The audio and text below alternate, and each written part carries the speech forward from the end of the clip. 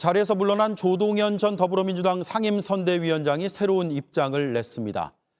성폭력으로 임신해 출산했다는 내용입니다. 가해자의 행위에 대한 증거가 있고 자녀의 동의를 받아 공개했다고 했습니다.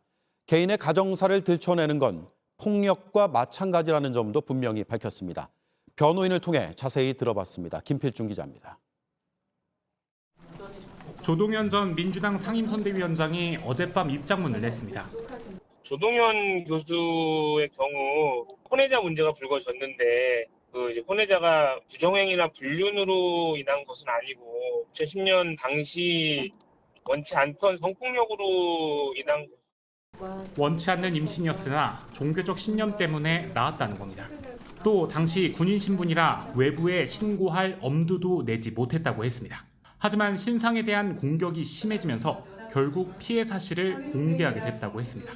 당시 과거에 있었던 성폭력 가해자가 했던 행위나 가해자에 대한 내용이나 증거 같은 건 조동연 교수님 본인께서 알고 계시고 가지고 계신 걸로 관련 내용을 지금 남편은 이미 알고 있고 아버지가 다르다는 그런 관계에 대해서도 이미 다 설명을 하였고 이에 대해서 현재 배우자분이나 현재 배우자분의 부모님 모두 다 이해를 하시고 어젯밤 입장을 밝힐 때는 자녀의 동의도 받았다고 했습니다. 그런 허위 의혹들을 계속 제기하고 있기 때문에 그거에 대해서는 이제 너무나 주위 사람들에게 피해를 크게 주고 있다고 생각을 해서 많은 고민을 하고 또 가족들과 자녀들과 상의를 한 끝에 개인의 가정사를 들춰내는 것은 폭력과 다르지 않다는 점도 거듭 강조했습니다.